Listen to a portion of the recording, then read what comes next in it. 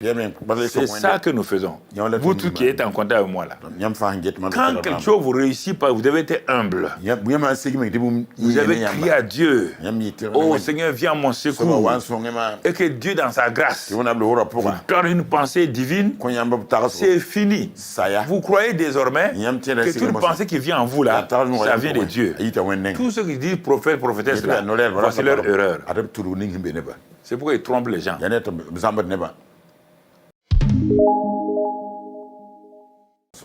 Proverbe 23.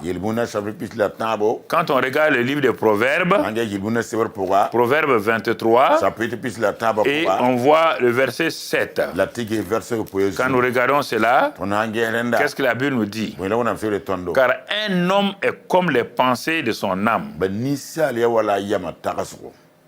Mange et bois, te dira-t-il. Mais son cœur n'est pas avec toi. Ça, c'est l'homme. L'homme charnel. Il dit, quand tu le vois comme ça, là, il n'a qu'à être député. Il n'a qu'à être ingénieur. S'il ne connaît pas Christ, et si les pensées de Christ ne sont pas, il est textuellement comme ses pensées. Et mais comme tu ne vois pas ses pensées, toi tu vas écouter, mais ce qu'il pense de toi là, tu ne le sais pas. Il dit, mange et bois. Mange et bois, te dira-t-il. Mais son cœur n'est point avec toi. Il est en train de monter quelque chose contre toi. Il dit, mon ami, levons les verres, trinquons à notre santé. Dans sa tête, dans son cœur, c'est ta mort. C'est ta mort. C'est ta mort. Voilà l'homme. Ah, c'est comme ça. Ah. Donc, qu'est-ce qu'on va faire alors? Allons dans Proverbe 30 encore. Proverbe 30, verset 22. Toujours au niveau de l'homme. Proverbe 30, verset 22. Il dit, par exemple, on commence au verset 21. Et trois choses font trembler la terre. Et il en est quatre que la terre ne peut supporter. Un esclave qui vient à régner. Un insensé qui est rassasié de pain. Vous entendez? Vous entendez? Ouais, l'homme encore. Vous comprenez? Ça, c'est au niveau humain. On va voir le premier élément des pensées divines. Pour cela, nous allons aller dans le psaume 92, verset 6. 92, verset 6. Qu'est-ce qu'il est dit? Et que tes œuvres sont grandes, ô Éternel, que tes pensées sont profondes. Tes pensées sont profondes. Ça veut dire que les pensées de l'homme sont artificielles. Puisque les deux pensées sont différentes. Vous n'avez pas besoin d'aller à la Polytechnique pour comprendre ce que je vous dis. Si les pensées de Dieu sont différentes de mes pensées, si les pensées de Dieu sont profondes, ça veut dire que moi, mes pensées sont superficielles. Pas besoin de discuter pour ça. Donc, vous voyez, mes pensées sont superficielles. Nous continuons. On revient encore dans le livre des Proverbes. Proverbe 15, verset 26. 15, verset 26. Ça c'est l'homme. Les pensées mauvaises sont en horreur à l'Éternel. Les pensées mauvaises sont en horreur à l'Éternel. Ah oui, mais moi, les pensées mauvaises, au moment où toi, il ne faut pas jouer, hein. Au moment où tu as les pensées mauvaises, là, les pensées impures, là, les pensées mauvaises, tu veux faire du mal à quelqu'un, là, en ce moment-là, tu es en horreur à Dieu. Tu es en horreur. Tu entends? Horreur. Dis horreur. C'est comme si dans un tournant, brusquement, on voit un cadavre qui pue là. On attrape et puis on a horreur là, c'est ça. La vie chrétienne, vous ne la comprenez pas. On va prier, on va jeûner, on va chercher ça, on va nous élever. Mais si tes pensées sont mauvaises, elles sont en horreur à Dieu.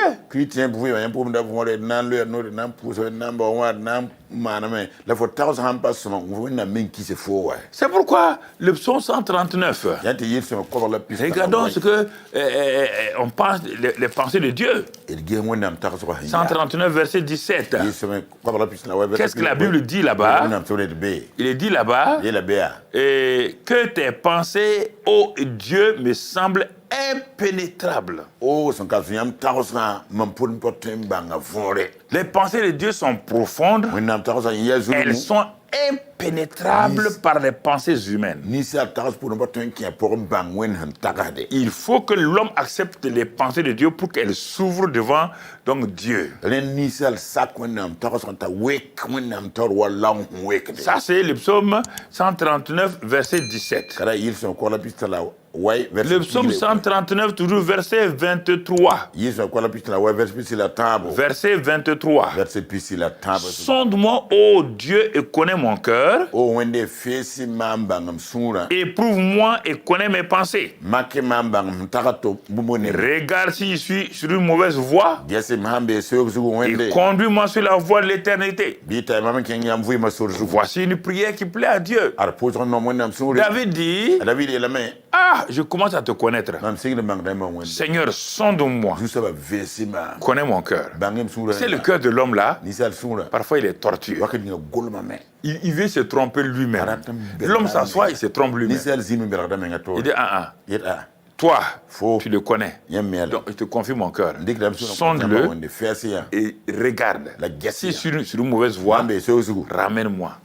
Est-ce que tu fais ça à Dieu? Parfois, vous croyez qu'on peut tromper Dieu. Tu viens devant Dieu, alléluia, gloire à Dieu. Mais tu joues avec toi-même. Tu veux tromper Dieu. Tu peux tromper Dieu. Voici les vrais problèmes que les gens ont. Il croit tromper le passé, il croit tromper Dieu. C'est ça. Regardez. Matthieu 16, verset 23. Matthieu 16, verset 23. Qu'est-ce que regarde ce que la Bible dit. Jésus parle à un de ses disciples qui a reçu les pensées de Dieu. Il y a 5 minutes, il a dit à Jésus, tu es le Christ, le Fils du Dieu vivant. Jésus dit, ça c'est les pensées de mon Père qui sont venues. Ce sont les pensées de mon Père comme ça qui sont descendues et qui sont venues à tes pensées. Et même Pierre reconnaît ça. Bon, maintenant, et Pierre quand Jésus a dit, qui dit-on que je suis? Il a été humble. Il s'est humilié. Dans son cœur, il a dit à Dieu, si ce n'est pas toi, personne ne peut savoir qui il est. Nous, on l'appelle le Fils de l'homme, on l'appelle Seigneur, mais en réalité, on ne sait pas qui il est. Le Père dit, bon, tu veux savoir, voici ma pensée. Voici ma pensée. Il est le Christ, le Fils du Dieu vivant. Il ouvre sa bouche, ce qu'il a reçu, il le dit. Jésus dit, formidable, mention très bien. Pierre est content. Et Matthieu 16, et maintenant au verset 23. Qu'est-ce que la Bible dit dans ce passage-là? Mais Pierre, l'ayant pris à part, se mit à le reprendre et dit, à Dieu ne plaît, Seigneur, cela ne t'arrivera. Jésus vient de dire qu'il va mourir. Il va aller à Jérusalem mourir. Pierre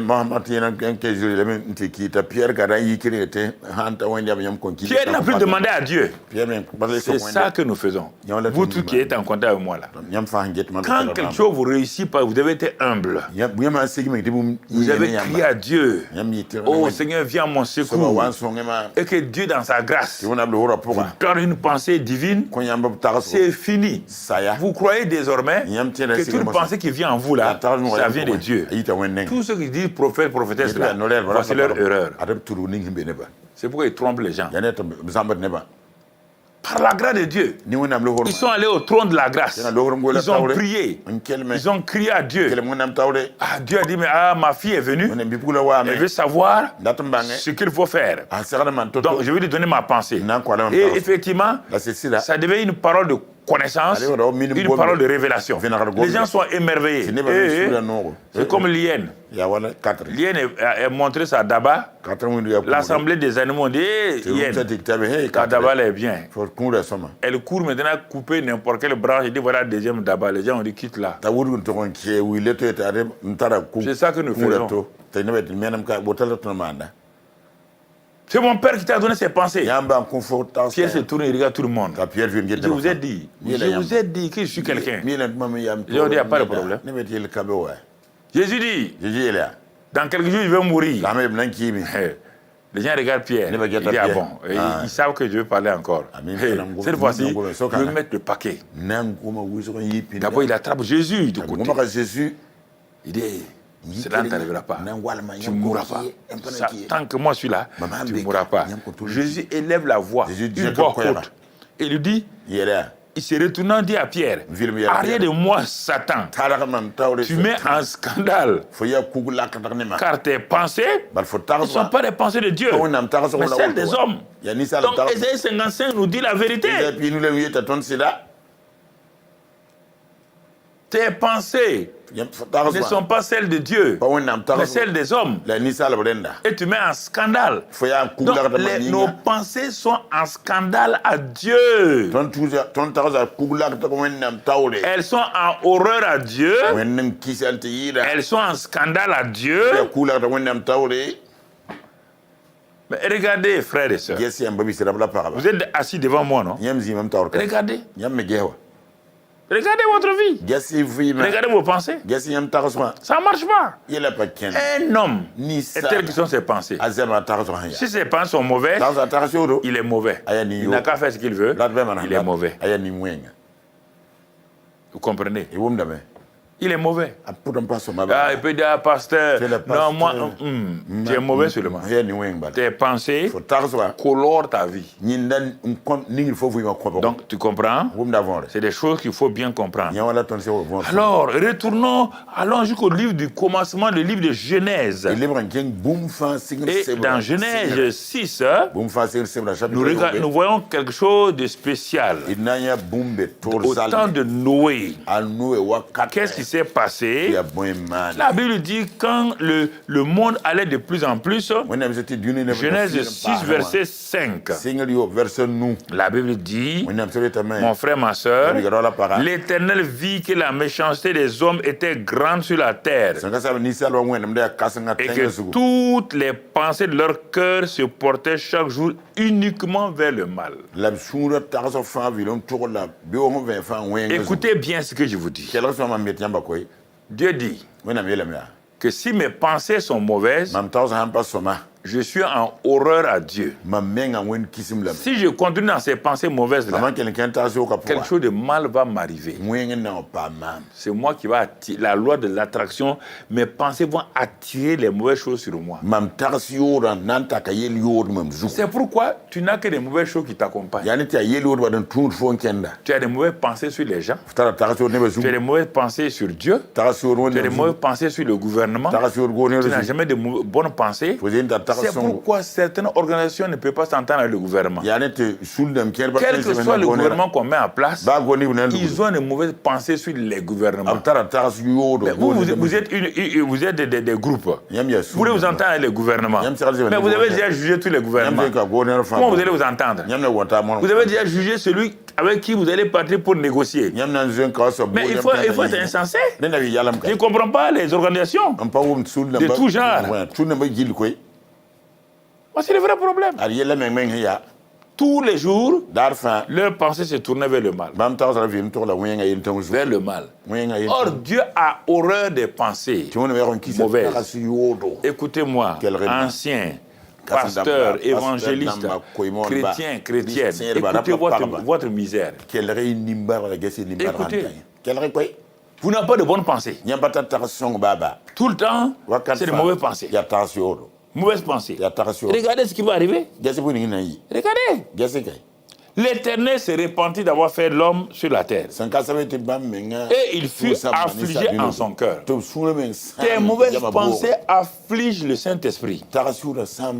Attristent le Saint-Esprit. Dans le Nouveau Testament, là-bas on dit, n'attristez pas le Saint-Esprit. Ici on dit, c'était le Père, n'affligez pas le cœur du Père. Si le cœur du Père est affligé, à cause des mauvaises pensées que vous entretenez, à cause de la tristesse que vous donnez au Saint-Esprit, il y aura une conséquence. Une conséquence. Et l'Éternel dit, j'exterminerai de la terre, de la face de la terre, l'homme que j'ai créé. Depuis l'homme jusqu'aux animaux, jusqu'au bétail, aux reptiles et aux oiseaux du ciel, car je me répands de les avoir faits. Mais là, Noé trouva grâce aux yeux de l'Éternel. Donc il était le seul qui pensait bien. Il était le seul qui donnait un repos au cœur de Dieu. Est-ce que vous m'écoutez? Est-ce que vous asseyez tranquillement pour voir là? Ah non, moi c'est pas comme ça, c'est l'autre qui est comme ça. Les mauvaises pensées ne peuvent pas être justifiées devant Dieu. Dieu en a horreur. Et quand il en a horreur régulièrement, tu les entretiens, tu vas subir les conséquences de tes mauvaises pensées. Même sous la grâce. Même sous la grâce. Voilà. Vous comprenez? Voilà.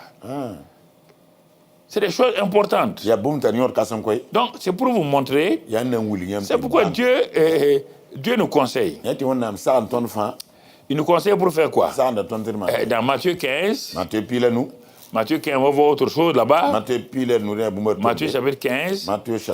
Et au verset 19. Regardons ce que la parole de Dieu nous dit. Il dit ceci. Car c'est du cœur que viennent les mauvaises pensées. Là où il y a mauvaise pensée, la suite vient. Les meurtres, les adultères, les impudicités, les vols, les faux témoignages, les calomnies. Voilà les choses qui souillent l'homme. Donc tu comprends. Dieu dit qu'il ne peut pas avoir de meurtre, d'adultère, d'impudicité si ça ne vient pas des pensées. Jamais. La pensée qui n'entretient pas ça ne se manifestera. Puisque ce sont les pensées qui deviennent paroles et actions. La tentation est là. Mais si elle vient trouver les mauvaises pensées, la tentation va aider les mauvaises pensées là à devenir paroles et à devenir actions. On ne peut pas empêcher ça. Vous voulez vous justifier? Je ne peux pas me justifier. Tu ne peux pas te justifier. Pasteur. Quoi? Tu ne peux pas te justifier. Parce que tu entretiens des mauvaises pensées. Voilà le résultat. Et c'est pourquoi Dieu, qui est un bon Père, ne voulant pas que nous finissons mal, il a dit à son serviteur Paul de nous donner un conseil. Dans Philippiens 4, verset 8. Il dit, je vois que les gens là-haut, Paul, avec ton expérience là, il faut m'aider à parler à mon peuple. Parce que ils font ça, ils s'en vont prier, ils s'en vont jeûner, ça ne marche pas. Va leur parler. Après la prière là, puisque le verset 6 parle de la prière, ne vous inquiétez de rien. Dans les prières, il dit de venir à Dieu par des supplications de temps en temps. Ça, c'est la prière. Mais le problème, c'est que quand ils veulent prier là, ils ont les mauvaises pensées. Alors dis-leur qu'on prépare la prière. On vit la prière par des bonnes pensées. Alors dis-leur aux Philippiens et à tous ceux qui vont lire la Bible là, il dit frère, que tout ce qui est vrai, tout ce qui est honorable, tout ce qui est juste, tout ce qui est pur, tout ce qui est aimable, tout ce qui mérite l'approbation, ce qui est vertueux et digne de louange, soit l'objet de vos pensées. Verset 9. Ce que vous avez appris là, reçu et entendu de moi là, ça là, et que ce que vous avez vu en moi, pratiquez-le, et le Dieu de paix sera avec vous.